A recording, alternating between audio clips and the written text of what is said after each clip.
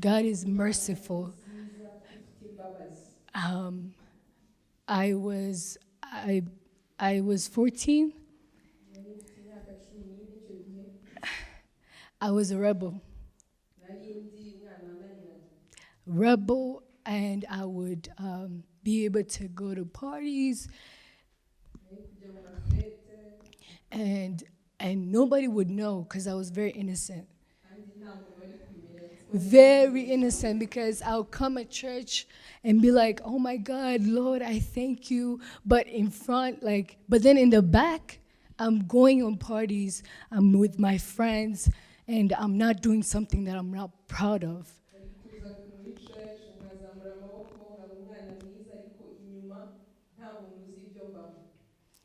Uh, don't be fooled by innocent people. Do not, because innocent. Yeah, because I was innocent. I was having two faces. Mfite amanani abiri, ndi hano nshyushye hano nkonje. Amasura abiri. And I struggled. I really struggled. And I remember that was before I went to America. And when I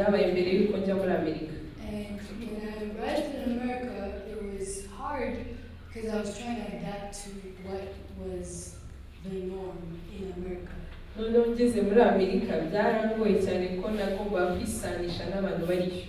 And so there in America, when you get there, you think, oh yeah, it's New York, it's Washington, but Ahotpabaga, it was a village. It was basically somewhere like in the mountains.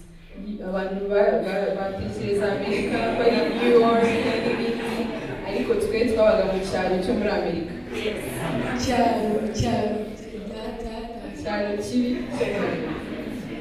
And I remember around that time I was not at all saved in a way. Like, I was saved. I proclaimed God as my savior when I was 13, but I had not grabbed the fullness of like the importance or like the meaning.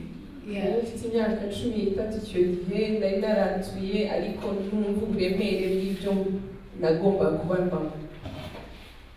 And when I got there, it was more exposure to sin.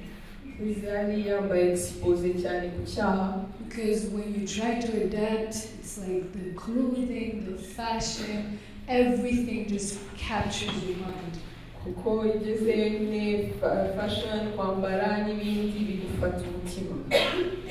you start to go in wrong crowds,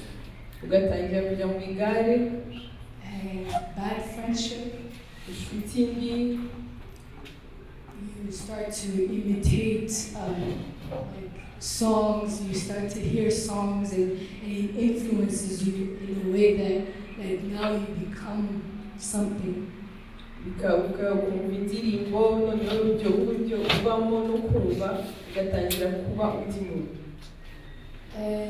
I remember I started dating. So natangiye copinage, kundana. And I was doing a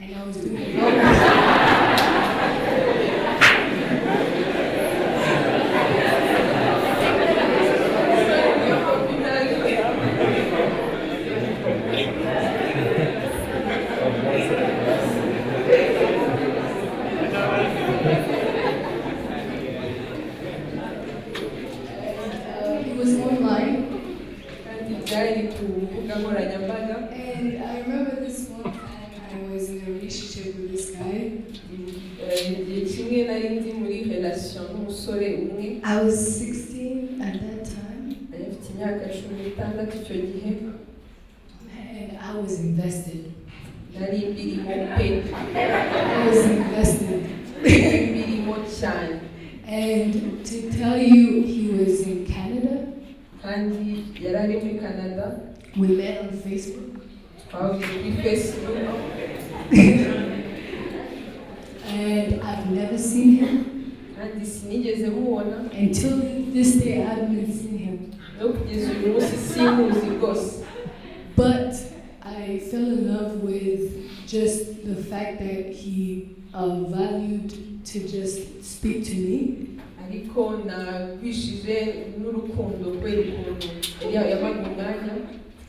how he told me that I was beautiful. And girls, I know. There are guys that tell you, oh my God, you're so beautiful, you just get carried away. And you give them all. And just an ear, like he just gave me that to hear me, to hear. And I was invested there.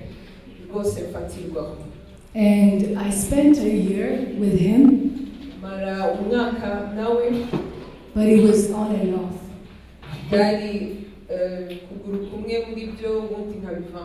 But my sister, I'm grateful for my sister Esther. She would tell me, you don't deserve this guy.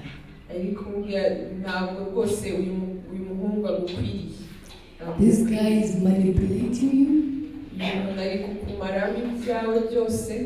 and you have so much potential.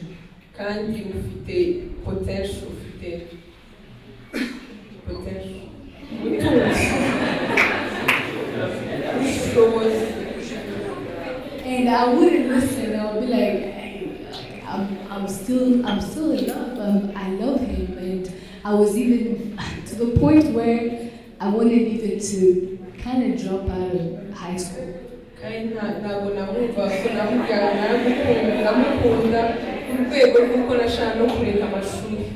Because I was like, I'm committed and I want to marry him. I feel like I'm in love. Like he understands me.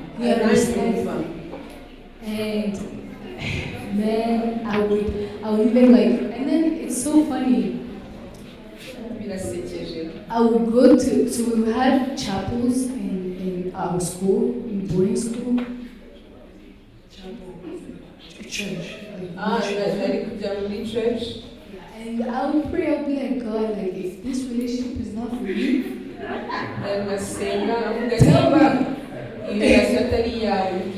And he would say, I don't want you to go. I don't want you to go. But the next hour, I would be texting him. And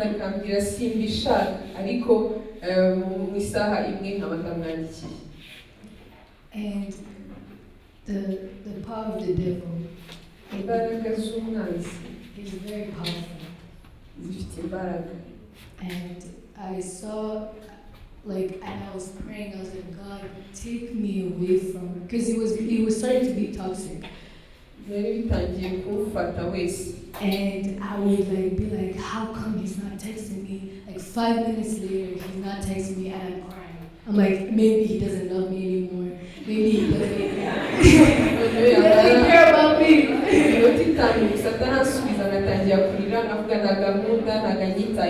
I'm telling you this story because I was invested that I kind of forgot about God in a way.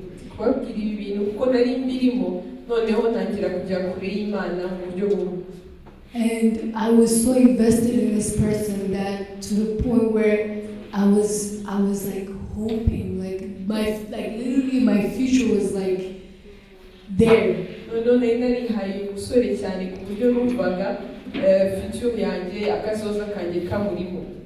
And in 2017, at the beginning of the year, this girl just texted me randomly. Well, it's his friend. And it's crazy because we weren't as close as her, like with mushiki w'umuhungu. Biratangaje cyane ko ntago twari turi inshuti uwo mukobwa ntago twari inshuti. And she texted me, she's like, I really need you to know this. arambwira ndumva nifuza ko wumva ibi bintu. He's cheating on you. Ari kukubeshya. Arimo araguca inyuma. And he's actually with another person. Kandi mu by'ukuri ari kumwe n'undi mukobwa. And that crushed me. None ibyo biransenya koko. It crushed me because that was the only thing I was holding on to. Byaransenye ko aricyo kintu numvaga mfasheho. And I went and I asked him, I was like, oh, like, is it true? Like, tell me if it's true or not. But anyway. Noneho ushaka kumubaza ese nibyo ntabwo ari byo, arambwira wapi ntabwo ari byo, arabyihakana. But in that moment I was crying and I was telling Esther, I was like, Esther, I'm sorry for not listening to you. Icyo gihe mpamagara Esther ndarira ndamubwira mbabarire ko ntarakumvishe. But I started a phase of depression. Noneho ntangira depression, ntangira igihe cyo kwiheba. Because I was not proud of myself. I was not confident in myself. And I started having suicidal thoughts. And I look out in the wall and just be like, God, I don't know if I deserve this. I don't know if I deserve to be in this world.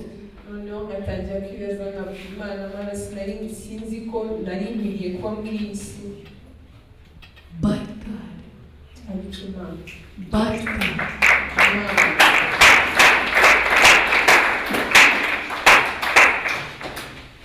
God came in those moments. In those moments where I felt so low. And it was like guiding me to okay, this is what I want you to do. He was instructing me in those moments. And I was praying to God. I was like, God, when you're in trouble, when you're actually facing a lot of that stuff, that's when you look to God. But I really want you guys to encourage you guys to not just look for God when you're in your troubles.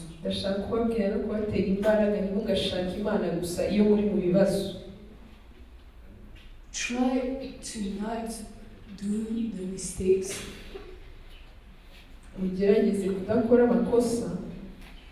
And then I regret my teenage years to not go church here. When God would tell us seek God.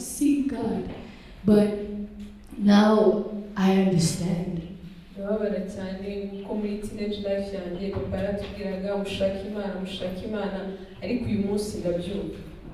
So during my depression and my lowest to the lowest, I saw God. I saw God in a supernatural way. He was giving me wisdom. He was just giving me another enlightenment. And one time he would just out of the random, my parents would just call me out of nowhere. And they would be like, how are you? But I would cry. I would literally cry because I was like, how are you even talking to me? I'm not worthy. And then when they would pray, I would be like, I would feel at ease. But man, today I'm a living testimony of their prayer.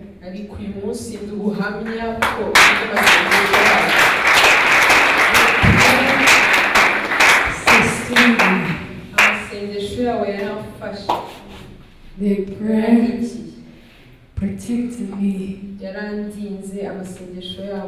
And I started getting closer with them. with my parents. negerana nabo ababyeyi Because banjye when you want to be a rebel, you don't want to hear anything that your parents want to say. kuko iyo wananiranye nta n'ubwo ushaka kumva icyo ababyeyi bakubwira. You just want to do your own. Urashaka gukora ibyo ushaka. You want to discover your own world. Urashaka kwivumburira isi yawe wenyine. But that's where I found my blessings. Ariko aho ngaho niho naboneye imigisha yanjye. And I thank God. Ndashima Imana. In 2018, ko muri 2018, I saw God just shift me in a very and I was not doing well in class. nabonye Imana inyimura ntabwo natsindaga neza mu ishuri. But in that year when I was healing, into the healing of depression, ariko muri icyo gihe nari ndi gukira kwiheba and starting to know myself no kwimenya njye ubwanjye in God. mu Mana. And I re-identified myself in God and be like, God, I'm yours. noneho nimenya mu Mana ndavuga Mana ndi uwawe. And that year was my golden year. uwo mwaka wambereye umwaka udasanzwe. I aced all my classes.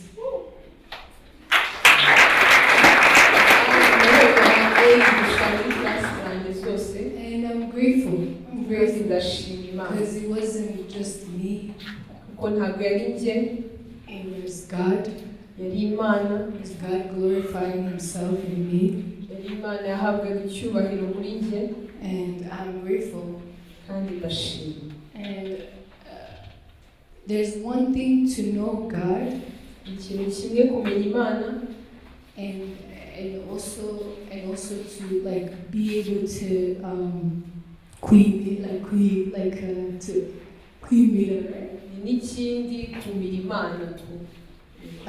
to find consecration. And I thank God honestly for my parents. I saw another side of them. Because whenever I would be in these moments where I was depressed and bad,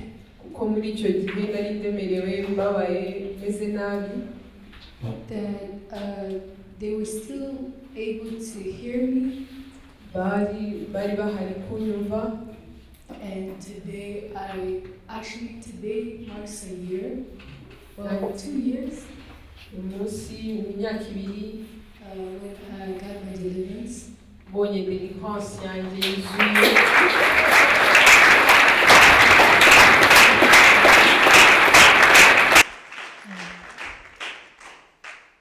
And I really thank God for just being able to get closer to my parents.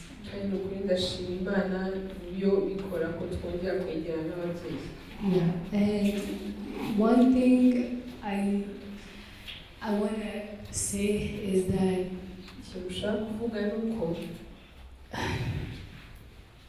it's heavy, it's very heavy, but sometimes we can wrap ourselves with, oh yeah, like this person is a Christian.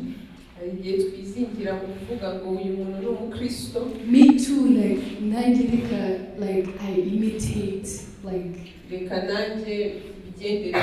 so ukagenda mu Kigali. And I've wrapped myself in those moments where I was like, oh yeah, if this person is doing fasting, I'm gonna do fasting as well.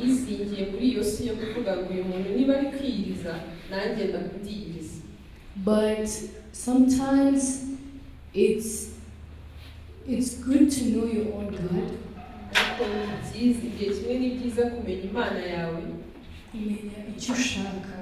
And seek for what you want.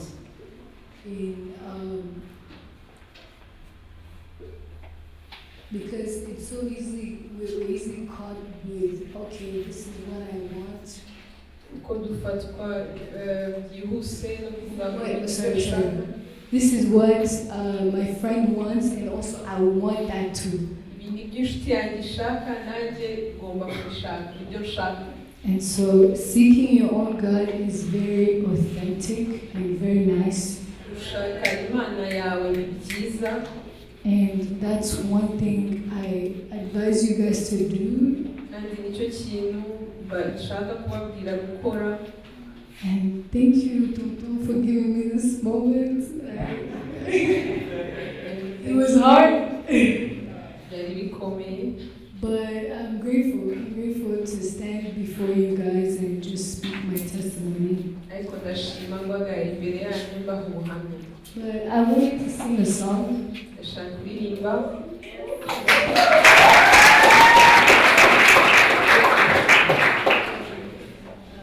Goodness. If some people can come worship team, please. Worship team.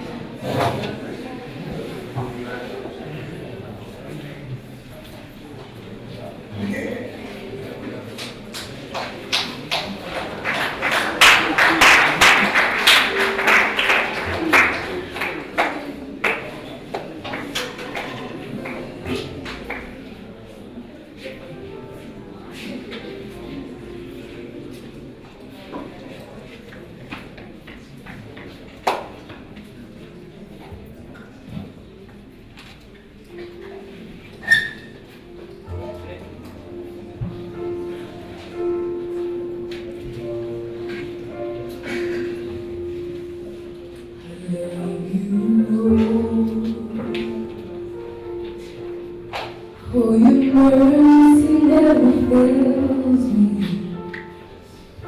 In all my days, I've been held in your hands.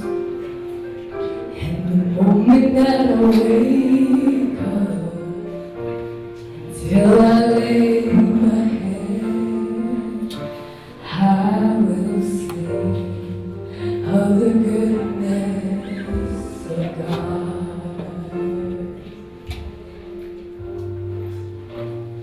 All my life you have been faithful.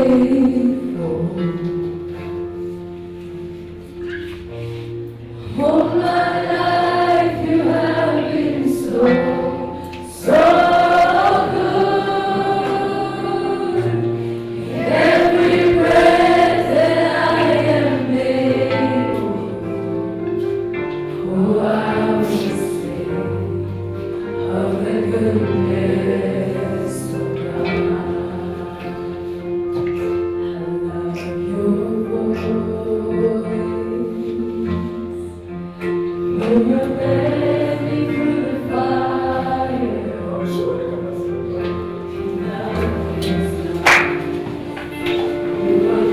close like no other. Knowing by the blood.